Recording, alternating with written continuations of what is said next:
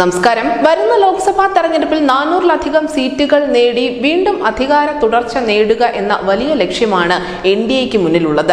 BJP ആവട്ടെ 370-ലധികം സീറ്റുകൾ തങ്ങൾ ഒറ്റയ്ക്ക് നേടും എന്ന് പലകുറി ആവർത്തിക്കുകയും ചെയ്തിട്ടുണ്ട്.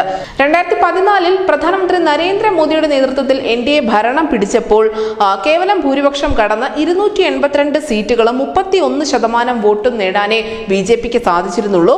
2019-ലേക്ക് എത്തിയപ്പോൾ ബിജെപി നില മെച്ചപ്പെടുത്തുന്ന കാഴ്ച തന്നെയാണ് രാജ്യം കണ്ടത്. വോട്ട് ശതമാനം 37% ഉയർത്താൻ ബിജെപിക്ക് സാധിച്ചിരുന്നു.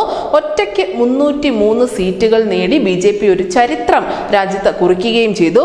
എന്തായാലും കഴിഞ്ഞ 2 തെരഞ്ഞെടുപ്പുകളെക്കാളും മികച്ച പ്രകടനം അല്ലെങ്കിൽ മികച്ച വിജയം തന്നെയാണ് ബിജെപി ഇക്കുറി പ്രതീക്ഷിക്കുന്നത്. 2014 ലോക്സഭാ തെരഞ്ഞെടുപ്പിൽ ബിജെപി ഇത്ര കണ്ട് വലിയ ഒരു വിജയം നേടുമെന്ന് അവരെ കൊണ്ട് നിരന്തരം പറയിപ്പിക്കാൻ ചില കാരണങ്ങൾ കൂടി അവരുടെ പക്കലുണ്ട്. നമുക്കറിയാം, പ്രധാനമന്ത്രി നരേന്ദ്രമോദി ആവട്ടെ, അദ്ദേഹത്തിന് കീഴിലുള്ള മറ്റ് നേതാക്കളായിക്കോട്ടെ, എല്ലാവരും ആവർത്തിക്കുന്ന ഒരു കാര്യമുണ്ട്. 370 സീറ്റുകൾ ബിജെപി നേടുമെന്ന്, എൻഡിഎ 400 സീറ്റുകൾ നേടുമെന്നും അവർ നിരന്തരം പറഞ്ഞുകൊണ്ടേയിരിക്കുന്നു.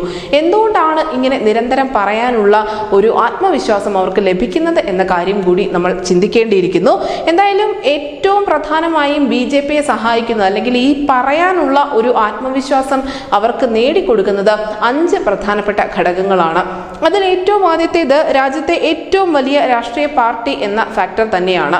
നമുക്കറിയാം, പണ്ട് വെറും 2 സീറ്റുകളുമായി ലോക്സഭയുടെ മൂലയിൽ ഒതുങ്ങിയിരുന്ന ഒരു പാർട്ടിയല്ല ഇന്നത്. ഇന്ന് ജനതാ പാർട്ടിക്ക് രാജ്യമെമ്പാടും വേരുകളുണ്ട്. അവർക്ക് സ്വാധീനമില്ലാത്ത മേഖലയിലേക്ക് കൂടി കടന്നു കയറാൻ അവർക്ക് ഈ കാലയളവിനുള്ളിൽ, പ്രത്യേകിച്ചും നരേന്ദ്രമോദി അധികാരത്തിലേറിയതിനു ശേഷം സാധിച്ചിട്ടുണ്ട്. രണ്ടാമതായി 2019-ൽ ബിജെപി നേടിയ വമ്പൻ വിജയ മാർജിൻ ഇക്കുറിയും ആവർത്തിക്കും എന്നുള്ള ഒരു പ്രതീക്ഷയാണ്. 2019-ലാണ് അവരുടെ നില ഏറ്റവും അധികം മെച്ചപ്പെട്ടത്. 303 എന്ന സീറ്റിലേക്ക് അവർക്ക് എത്താനും സാധിച്ചു. ഇതൊരുപക്ഷെ ബിജെപി പോലും പ്രതീക്ഷിച്ചതായിരുന്നില്ല. ആ ഒരു സ്ഥാനത്താണ് അവർക്ക് 303 എന്ന സീറ്റിലേക്ക് എത്താൻ സാധിച്ചത്. അങ്ങനെ 2019 നൽകിയ ആത്മവിശ്വാസം ബിജെപിക്ക് കൈമുതലായി ഉണ്ട്. അത് തന്നെയാണ് ഈ 2024-ലും വിജയം ആവർത്തിക്കുമെന്ന് അവർ പറയാനുള്ള ഏറ്റവും പ്രധാനപ്പെട്ട രണ്ടാമത്തെ കാരണം. സുരക്ഷിത സീറ്റുകൾ കൂടുതലും ബിജെപിക്കൊപ്പമാണ് എന്നതാണ് മൂന്നാമത്തെ കാരണം. നമുക്കറിയാം, ബിജെപിയുടെ ഏറ്റവും സുരക്ഷിത കോട്ട എന്ന് പറയുന്നത് ഉത്തർപ്രദേശ് തന്നെയാണ്. ഉത്തർപ്രദേശിൽ 80 ലോക്സഭാ സീറ്റുകൾ ഉണ്ട്.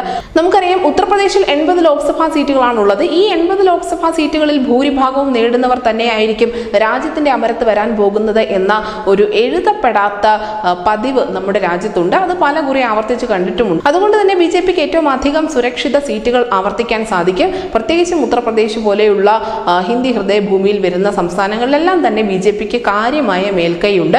ഇനി മറ്റ് സംസ്ഥാനങ്ങൾ, ഒഡീഷയും ആന്ധ്രാപ്രദേശും പോലെയുള്ള സംസ്ഥാനങ്ങൾ നോക്കുകയാണെങ്കിലും അവിടെയൊക്കെ കേന്ദ്രത്തിനോട് ലോക്സഭാ തെരഞ്ഞെടുപ്പിൽ വലിയ കൂറ് കാണിക്കുന്ന ഒരു ജനവിഭാഗം തന്നെയുണ്ട്. അവർ എപ്പോഴും കേന്ദ്രത്തിലേക്ക് ബിജെപിയെ തന്നെ തെരഞ്ഞെടുക്കുന്ന പതിവുമുണ്ട്. ഇതൊക്കെ ബിജെപിയുടെ ആത്മവിശ്വാസം വർദ്ധിപ്പിക്കുന്ന മൂന്നാമത്തെ കാരണമാണ്.